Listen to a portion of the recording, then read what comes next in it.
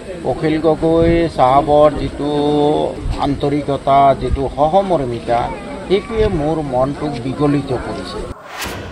মুছলমান সমাজে অখিল গগৈৰ হাত মজবুত কৰাটো অতি জৰুৰী এই মুহূৰ্তত। It will not change. এই দুখক আপোনালোকে জেদলৈ পৰিৱৰ্তন কৰক।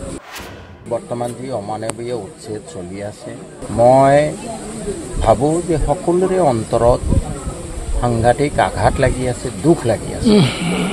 এই আঘাতটো যদি প্ৰকৃত হয়, এই গোৱালপাৰাত বা বিভিন্ন ঠাইত যি উচ্ছেদ হৈছে, আমি যদি সঁচাকৈয়ে মনত দুখ পাইছোঁ, তেতিয়াহ'লে মই অনুৰোধ কৰিম যে এই দুখক আপোনালোকে জেদলৈ পৰিৱৰ্তন কৰক, পঢ়া শুনাত গুৰুত্ব দিয়ক, সৎ জীৱন যাপন কৰক, নিজৰ অৱস্থাৰ পৰিৱৰ্তনৰ কাৰণে চেষ্টা কৰক, ব্যৱসায় বাণিজ্যত মন দিয়ক।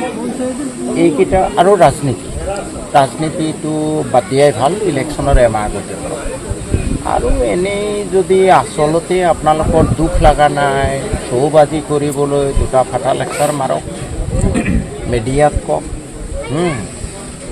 It will not change. যদি সঁচাই দুখ লাগিছে, জেদ কৰক চবে যে আমি আমাৰ ল'ৰা ছোৱালীক ভাল শিক্ষা দিম, আমি সৎ জীৱন যাপন কৰিম। কিয় আল্লাহ তালাই আমাৰ এনেকুৱা বিপদত পেলাইছে, আমি সৎ জীৱন যাপন কৰিম, ব্যৱসায় বাণিজ্য কৰিম। আমি 5 বছৰ ৰাজনীতি পিছত নকৰোঁ, এমাহ ৰাজনীতি কৰিম। আজি এটা বাতৰি ওলাইছে যে আপুনি ৰাইজৰ দলত যোগদান কৰিব, কথাটো কিমান দূৰ?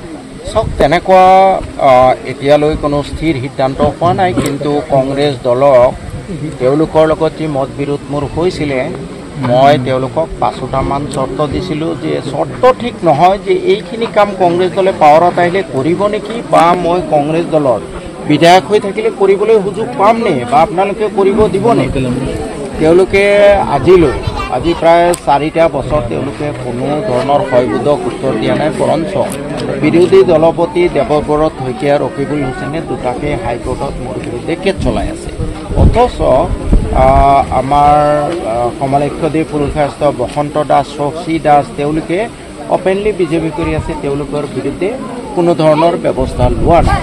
কংগ্ৰেছৰ এই আওকণীয়া মনোভাৱৰ পৰা মই প্ৰায় স্থিৰ সিদ্ধান্তলৈ আহিছোঁ যে কংগ্ৰেছে এইবোৰ কাম ভৱিষ্যতে নকৰেও, আৰু হয়তো মোৰ কৰিবলৈও সুযোগ নিদিয়ে। মই বিধায়ক হৈ যদি থাকোঁ, তেতিয়াহ'লে মোৰ সমষ্টিৰ বা অসমৰ মানুহৰ কাৰণে মই ন্যায় কৰিব লাগিব। মই কাউডাং বিধায়ক হৈ থাকিবলৈ মোৰ ইচ্ছা নাই। তেনেকুৱা বিশেষকৈ ধুবুৰীত অখিল গগৈ চাহাবৰ যিটো আন্তৰিকতা, যিটো সহমৰ্মিতা, সেইটোৱে মোৰ মনটোক বিগলিত কৰিছে।